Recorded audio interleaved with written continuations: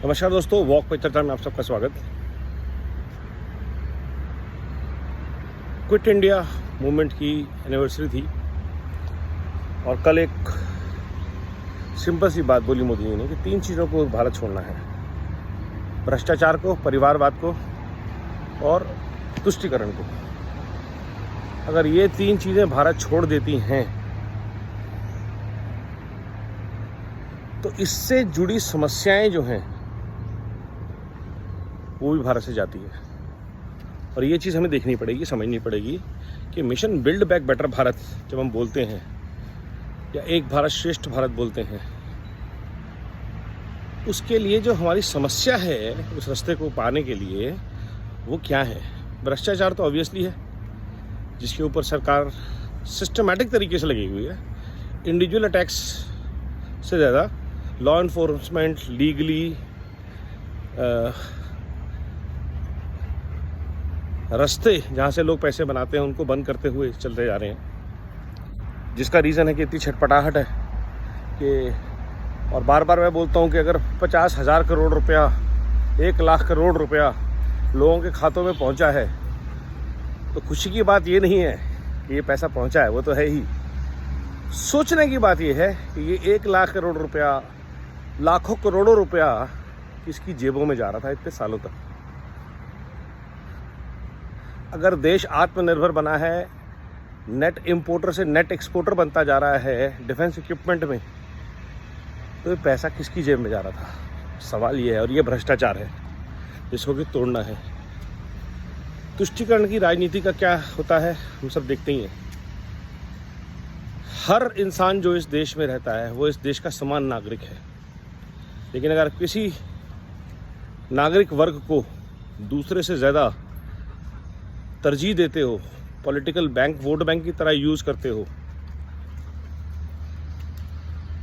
उनको स्वच्छंदता की आज़ादी देते हो, स्वच्छंदता से अराजकता फैलाने की आज़ादी देते हो,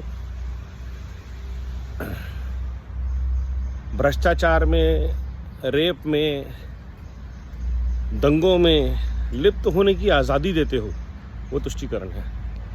आप सबको पढ़ाइए, सबकी सेहत का ध्यान रखिए, सबके लिए समान अवसर पैदा कीजिए।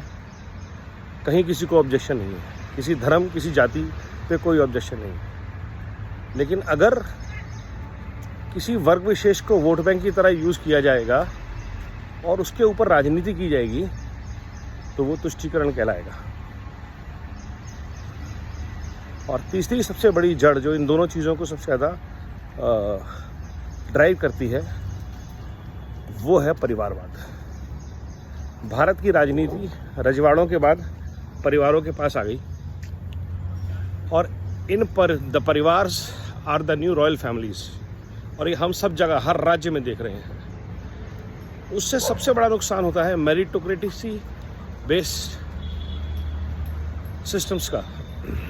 जब पैदा होते ही आपको पता है कि गांधी जी का बेटा युवराज है, युवराज कहना शुरू कर देते हैं उसे, या शरद पवार की बेटी ही आगे आएगी, या मुलायम सिंह यादव का बेटा ही आगे आएगा, लालू यादव का बेटे ने अपनी गद्दी संभालनी ही है, मुख्यमंत्री बनना है सीधा। गुरेज नहीं है अगर आप नीचे से ऊपर लड़के आते हैं। डॉक्टर का बेटा डॉक्टर बनता है लेकिन वो MBBS के बिना नहीं बनता। लेकिन पॉलिटिशियंस का बेटा पॉलिटिशियन बिना किसी ग्रिलिंग के, सोनिया गांधी का बेटा तो पार्टी अध्यक्ष बन गया, सोनिया गांधी की बेटी है, सब ने उसको डिफेक्टो पार्टी अध्यक्ष बना दिया। ये परिवारवाद जो है देश की डेमोक्रेसी के लिए, देश की व्यवस्था के लिए, अर्थव्यवस्था, सामाजिक व्यवस्था, न्यायिक व्यवस्था, सबके लिए खतरा है। क्योंकि ये जहर जो है परिवारवाद का, ये हर क्षेत्र में नज़र आता है जहाँ पे मेरिटोक्रेसी बेस्ड सिस्टम्स होने चाहिए। जहाँ भी आप समाज के लिए काम कर रहे हैं वहाँ पे मेरिटोक्रेसी। चंद्रचूड़ सिंह का बेटा चंद्रचूड़ सिंह ही सुप्रीम कोर्ट का जज क्यों बनेगा? क्योंकि कोलेजियम सिस्टम है, परिवारवाद है। ये चीज़ हमें समझनी होगी। तो ये जब 3 चीज़ों का आह्वान आता है, ये चीज़ों को भारत को छोड़ना है, तो देश इस आह्वान से जुड़ता है।